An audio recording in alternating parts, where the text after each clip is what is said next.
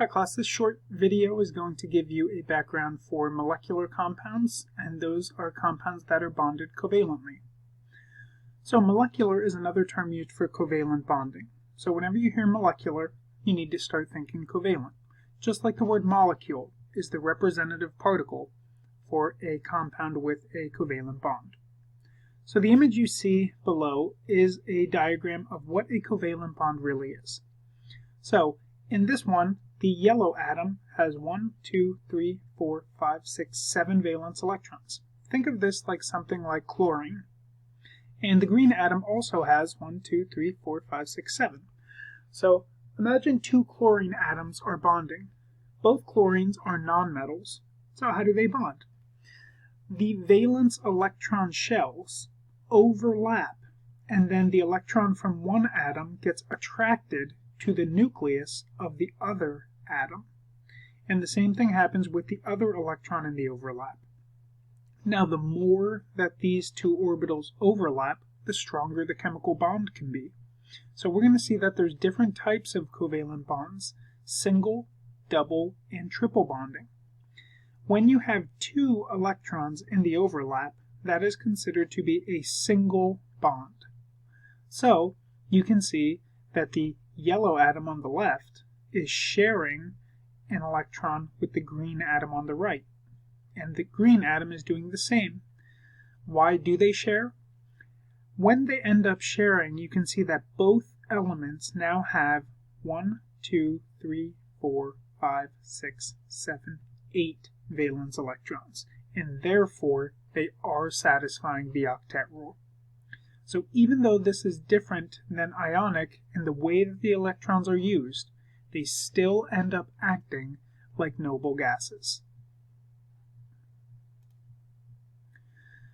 Just to review some properties, molecular substances, those things that are ionic, can be solid, liquids, or gases at room temperature. They have low melting and boiling points, and those melting and boiling points depend on the molar mass when we're comparing two things that are molecular. For example, water has a molar mass of 18.01 grams. Carbon dioxide has a molar mass of 14.01. So we would assume that carbon dioxide has a higher melting and boiling point based on the molar mass alone. These things are soluble, so they dissolve in water. They're non-conductive, both in their solid and in their solution form, and they share electrons.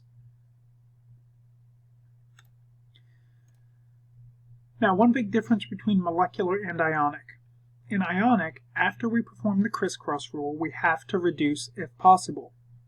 With molecular substances, we do not reduce. One of the issues with molecular bonding is the structure of the molecule. So, one of the reasons we don't reduce is because we do not want to eliminate anything from the actual structure of the way the elements are held together. So one thing we're going to look at the end of this video is how do we draw the Lewis structures, or the structural formula for molecular substances. This is going to be one of the more important notes that we have for this topic. So, when we are studying or when we're drawing things, this is actually going to be one of the more important things that we focus on. So the lone electrons in the dot structure shows the bonding sites. Bonding sites really tells you the ideal number of chemical bonds that thing will form. So let's look at a couple. Here's 4 examples. What I would like you to do is locate these 4 elements on the periodic table and identify how many valence electrons they have. Then show the dot structures. Alright, so carbon is going to have 4 valence electrons, and the dot structure would look like this. Sulfur has 6 valence electrons, so the dot structure will look like this. Phosphorus has 5. and bromine has 7. So why is this going to be important? If you can identify the number of valence electrons, you'll eventually be able to predict how many chemical bonds that thing will like to have. And it's based on the lone electrons. So based on this idea, carbon has 4 lone electrons. All 4 of the valence electrons in carbon are by themselves. So we would expect carbon to be able to form 4 chemical bonds. Sulfur has 2 lone electrons. So we would expect sulfur to be able to form 2 chemical bonds. Phosphorus has 3, which means phosphorus prefers to have 3 chemical bonds. And bromine only has 1. So a bromine atom is going to be happy when it forms 1 chemical bond. This idea is going to help us later when we're drawing complex molecules. Think back to the number of valence electrons, a very elementary thing we started with a while back. It's still going to be an important topic. So if you can identify the valence electrons, you can predict how many chemical bonds any representative element would like to have.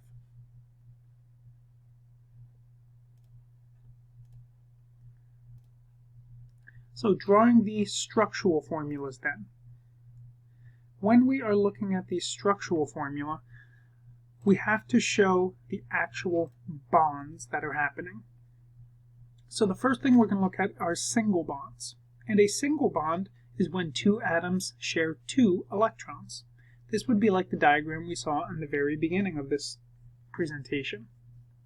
And anytime there are 2 atoms, we will call that thing binary. Binary molecules can be used showing the dot structures. So the Lewis structure, or the structural formula for diatomic molecule of fluorine, would look something like this. Diatomic means that there's 2 elements, so we have 2 fluorines. The structural formula, we have fluorine and then another fluorine. Each fluorine has 7 valence electrons.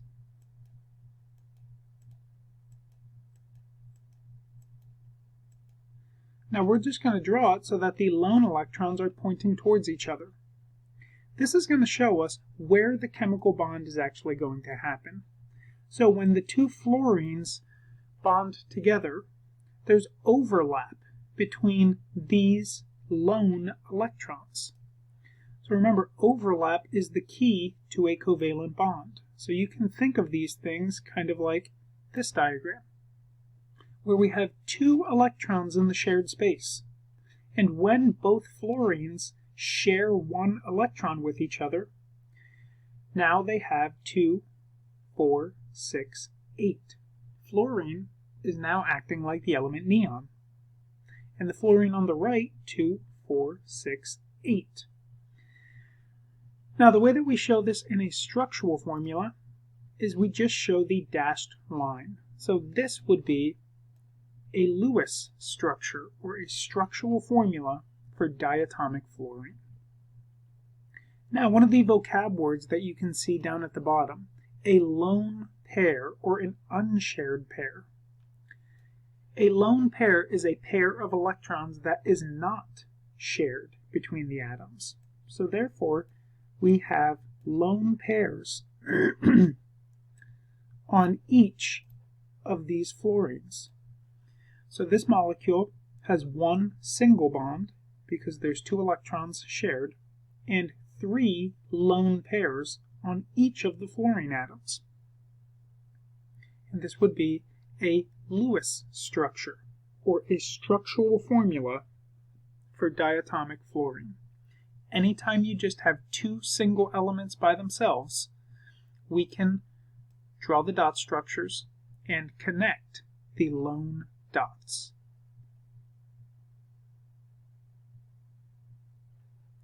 So if we continue with this idea, then there's going to be things that are non-binary, meaning that there's not just two electrons. So we'll have to figure out a central atom. These molecules are going to look something like this, where you have a central atom, and then you can have up to 4 things bonded off of that central atom.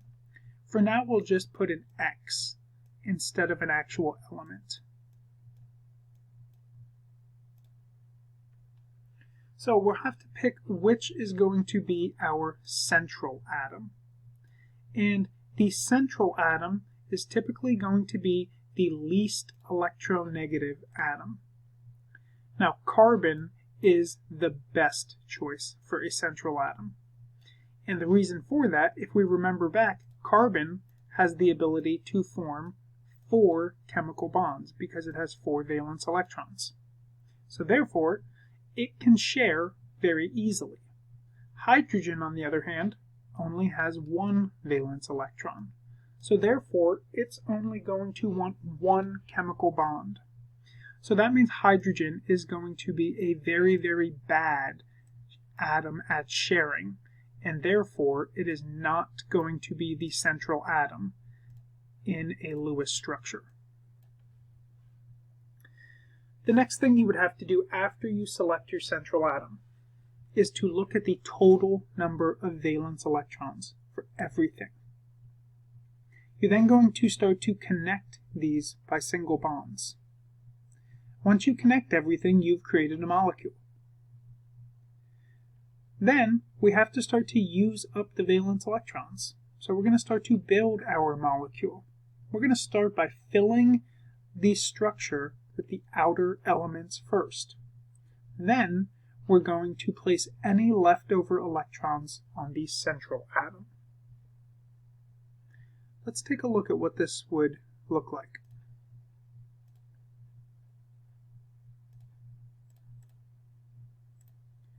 So let's look at water.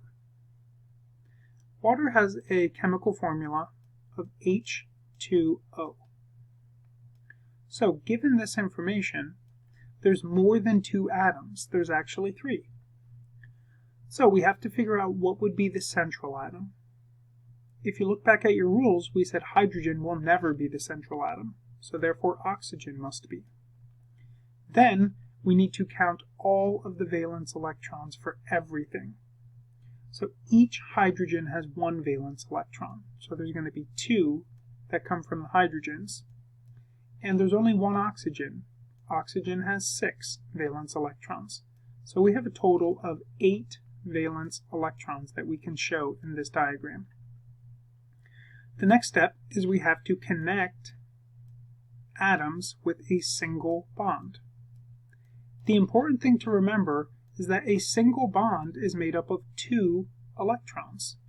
So every time you add something to your diagram, you have to subtract away how many electrons you used up. Here's 1 single bond, and here's another. So that's 4 electrons that we just used up.